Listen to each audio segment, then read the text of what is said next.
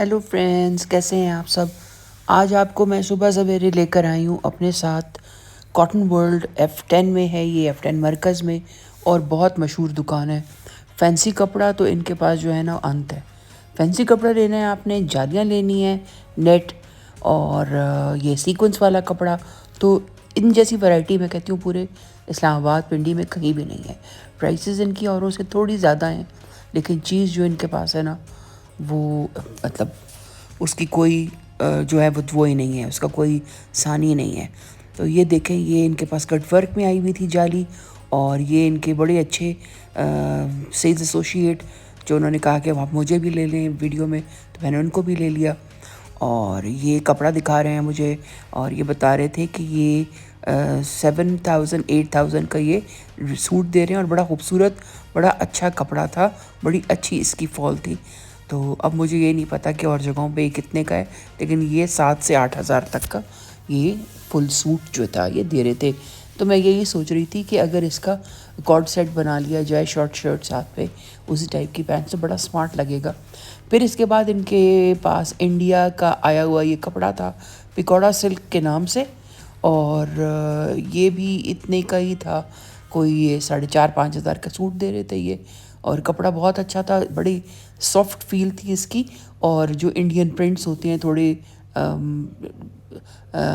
भड़कीले loud colours, और prints जो थे वो भी काफ़ी वो थे, जिसे कहते हैं ना कि बोल्ड प्रिंट्स थे। तो ये खूबसूरत था काफ़ी, मतलब जिनको इस तरह के प्रिंट्स अच्छे लगते हैं, साथ में आप चाहे तो फुल बना लें सूट, चाहे तो आप सिर्फ शर्ट बना लें। तो ये जो था ये भी खूबसूरत एक एडिशन था इनके पास। इसके अलावा ये वाइट्स में आप देखें इनके पास कितनी ज़्यादा वैरायटी है, और ये बता रहे थे कि ये डाइबल है, तो जिस कलर की आपको ज़रूरत है उस कलर का आप ये बना सकते हैं। फिर ये उसके ऊपर था कोरियन ऑर्गेन्जा जो आया हुआ है, उसके ऊपर सारा सीक्वेंस हुई हुई थी। ये भी 15,000 की शर्ट जो था ये बता रहे थे, 7 सारे सीक्वेंस हुआ हुआ था, और ये इनका नंबर है। बहुत ज़्यादा डिटेल में मैंने इनका नहीं बनाया, क्योंकि एक तो इनकी शॉप थोड़ी छोटी है, ऊपर से पहले जब अगर कोई वहाँ बैठे हो ना, फिर इतना मतलब मूव करना भी मुश्किल हो जाता है वहाँ।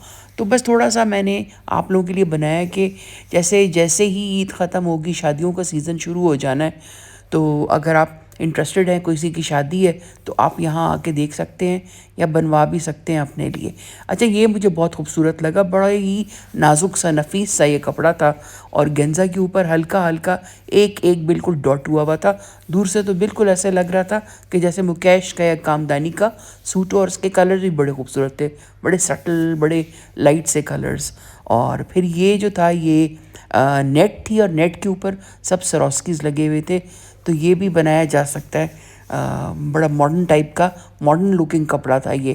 तो डिफरेंट टाइप के कपड़े थे इन लोगों के पास, डिफरेंट टाइप के, लेकिन ये है कि कैजुअल बिल्कुल नहीं थे, सब फॉर्मल थे, सब जो थे वो चमकीले। अच्छा, इसके बाद अब हम लोग घर आ गए, थोड़ा ही सही रहे क्योंकि पहला रोज़ा था, तो पहले रोज़े में आपको पता है इंसान थोड़ा ज़्यादा भूख लगती है, प्यास लगती है। तो हम घर आ गए, तो बहन ने कहा कि चलो डेकोरेट करते हैं डाइनिंग रूम को। मैंने कहा सही है, उन्होंने ये मंगवाया हुआ था, और बड़ी अच्छी थी, ये दराज से उन्होंने मंगवाई थी, और ये ट्रेज बन गई, और इसमें आप खजूर सर्व कर सकते हैं। फिर ये जो था ये सॉल्ट जो होता है ना, सॉल्ट का पत्थर, उसका संगे मरमर, उसका ये था पिंक सॉल्ट का, और उसके ऊपर सारा उन्होंने इंस्क्रिप्शन थी कुरानिक, तो ये भी बड़ा खूबसूरत था।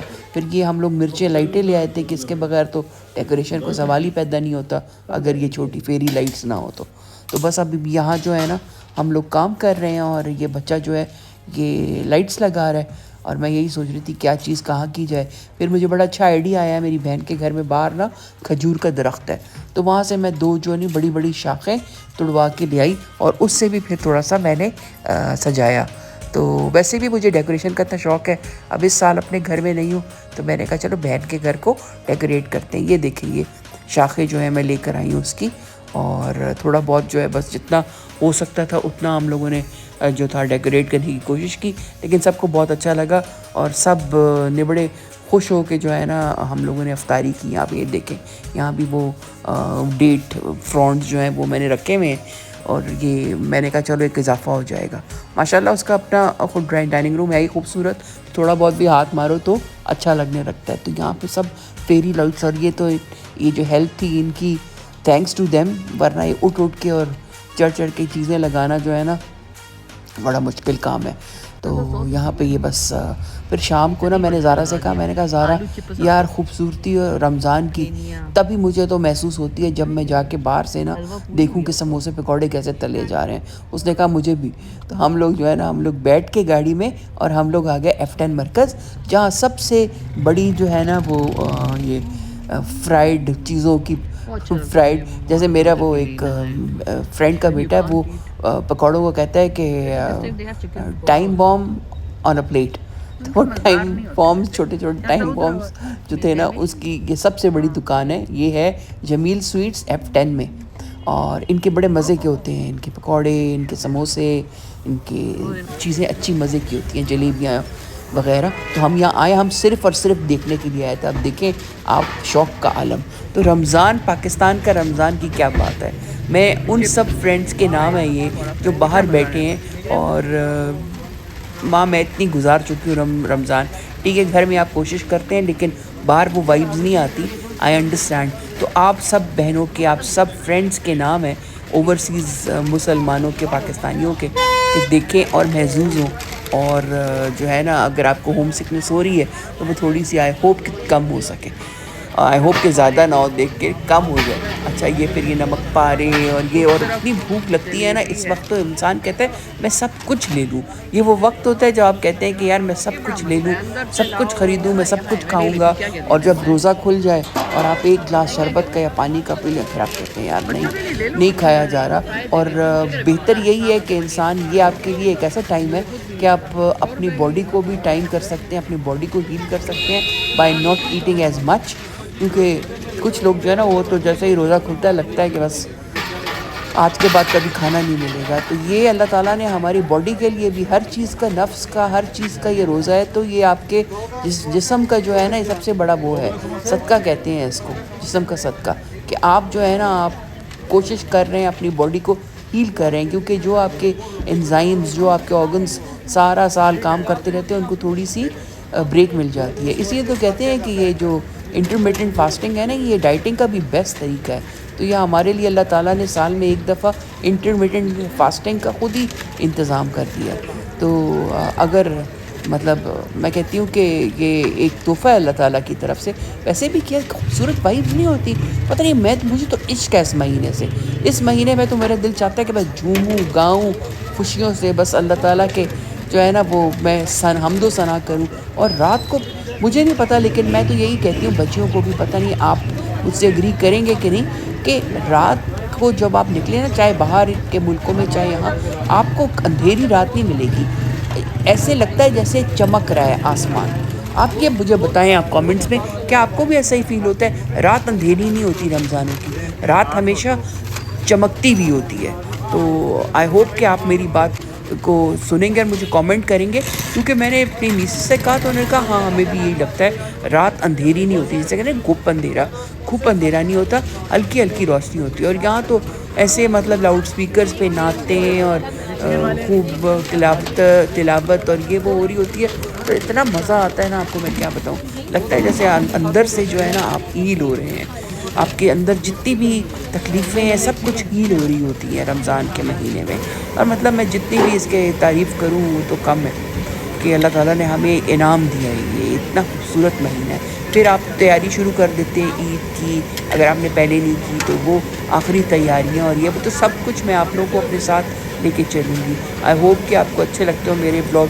मैंने यहाँ तक खामखा बोलती रहती हूँ, लेकिन ये कि मुझे मज़ा आता है आप लोगों के साथ कनेक्ट करके, और आप लोगों से बातें करके, आप लोगों की फ़ीडबैक लेके मुझे इतनी खुशी मिलती है कि मैं आपको बता नहीं सकती। मुझे ऐसा लगता है जैसे I am connecting with my friends. तो और आप लोगों को दिखा के भी पाकिस्तान का, तो मुझे बहुत मज़ा आता है। तो बस अब यहाँ हम लोगों ने ना करते हुए हमने कहा चलो पकौड़े ले लेते हैं। हम लोगों ने यहाँ चिप्स वाले पकौड़े ले लिए, और ये जब अफ्तारी के वक्त खाए तो बड़े मज़े के थे। ज़्यादा मिर्चें नहीं थी, वरना अक्सर इनकी चीज़ें में मिर्चें भरी होती हैं, लेकिन ये अच्छे थे, मज़े के थे।